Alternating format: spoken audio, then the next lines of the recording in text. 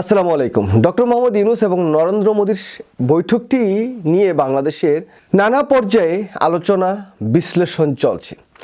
এই বিশ্লেষণের মধ্যে অনেকেই বলছেন যে এই যে নরেন্দ্র মোদী এবং ডক্টর মোহাম্মদ ইউনূসের যে বৈঠক, এই বৈঠকে কার কূটনৈতিক পরাজয় হলো বা কার কূটনৈতিক বিজয় হলো। দেখুন, আমি আমার সাইডে একটি ছোট্ট ভিডিও ক্লিপ চালাচ্ছি। ভিডিও ক্লিপটি যদি একটু দেখেন, একটু যদি লক্ষ্য করেন, তাহলে অন্তত পক্ষে যে নিন্দুকের মতো নানা বিশ্লেষণ হাজির করছেন, নানা তথ্য উপস্থাপন করে বলার চেষ্টা করছেন যে ডক্টর মোহাম্মদ ইউনূস নরেন্দ্র মোদীর সাথে বৈঠক করার জন্য আপ্রাণ চেষ্টা করেছেন। ডক্টর মোহাম্মদ ইউনূস এই বৈঠকটি না করতে পারলে তার সম্মান একেবারে ধূলিসাৎ হয়ে যেত। এই বৈঠকটি তিনি আকুতি মিনতি করে করার কোনো প্রয়োজনীয়তা ছিল বলে অনেকেই মনে করছেন না। কিন্তু দেখেন, সম্মানটা নরেন্দ্র মোদী কিন্তু ডক্টর মোহাম্মদ ইউনূসকে দেখিয়েছেন। নরেন্দ্র মোদী দাঁড়িয়ে ডক্টর মোহাম্মদ ইউনূসকে সম্মান দিয়েছেন। শুধু নরেন্দ্র মোদী না, নরেন্দ্র মোদীর সাথে টিমের যারা আছেন সবাই। দেখুন, ডক্টর মোহাম্মদ ইউনূস গিয়ে নরেন্দ্র মোদীর জন্য বসে থাকেননি, বরঞ্চ উল্টাটা নরেন্দ্র মোদী এবং ভারতীয় যে টিম, কূটনীতিক টিম, পররাষ্ট্রমন্ত্রী এস জয়শঙ্কর সহ সবাই ডক্টর মোহাম্মদ ইউনূসের জন্য ওয়েট করতেছিলেন। এটাই হচ্ছে বাংলাদেশের কূটনৈতিক সার্থকতা, এটাই হচ্ছে ডক্টর মোহাম্মদ ইউনূস।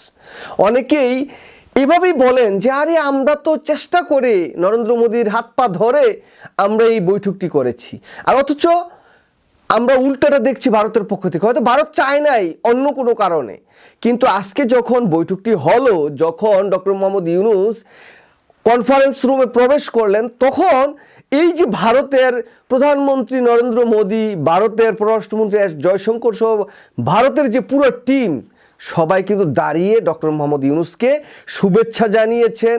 দাঁড়িয়ে ডক্টর মোহাম্মদ ইউনূসের সাথে নরেন্দ্র মোদী সাক্ষাৎ করেছেন এবং সেই জায়গায় বসেছিলেন গিয়ে নরেন্দ্র মোদী আগে ডক্টর মোহাম্মদ ইউনূসের সাথে বৈঠকটি করার জন্য। সম্মান আসলে কোথায়? কূটনৈতিক বিজয় আসলে কোনটাকে বলে? কূটনৈতিক বিজয় হচ্ছে যে আপনি আগে যেয়ে বসে থাকবেন, তারপরে নরেন্দ্র মোদী পরে আসবে। নরেন্দ্র মোদী বিশাল বড় রাষ্ট্রের একজন মানুষ, রাষ্ট্রের একটি প্রধানমন্ত্রী, সেটা না আপনার যোগ্যতা, আপনার অবস্থান সারা পৃথিবীতে কোনটা, এটা আজকে কিন্তু এই বৈঠকটির মধ্য দিয়ে অন্তত পক্ষে ডক্টর মোহাম্মদ ইউনূস বুঝিয়ে দিয়েছেন যে ডক্টর মোহাম্মদ ইউনূসের অবস্থান কোথায় আর নরেন্দ্র মোদীর অবস্থানটা কোথায়। যারা এই ডক্টর মোহাম্মদ ইউনূসকে খালি শুধু সমালোচনাই করেন, যারা ডক্টর মোহাম্মদ ইউনূসের কোনো ভালো কিছু দেখেন না, তারা অন্তত পক্ষে এই ভিডিওটি একটু দেখেন, ভিডিওটি দেখে তারপরে কথা বলেন, বিশ্লেষণ করেন, তাহলে অনেক কিছু বোঝা যায়। এই শুধুমাত্র এই ছোট্ট একটি ক্লিপ থেকেই পুরা যে আলোচনা, পুরা যে বিশ্লেষণ, কূটনীতিক কার বিজয় হয়েছে, বাংলাদেশকে বৈঠক দিয়ে কি পেলেন, বাংলাদেশ কি না পেলেন, ভারত বাংলাদেশকে কি দিলেন কি না দিলেন, সব কিছুর ঊর্ধ্বে অন্তত পক্ষে ভাই দেখেন, ভিডিও চিত্রটি একটু দেখেন। নরেন্দ্র মোদী বসে আছে, তার টিম এক সাইডে বসে আছে। কার জন্য? বাংলাদেশের একটি ছোট্ট রাষ্ট্রের প্রধানমন্ত্রীও না, অন্তর্বর্তীকালীন সরকারের একজন উপদেষ্টার জন্য বসে আছে ভারতের প্রধানমন্ত্রী।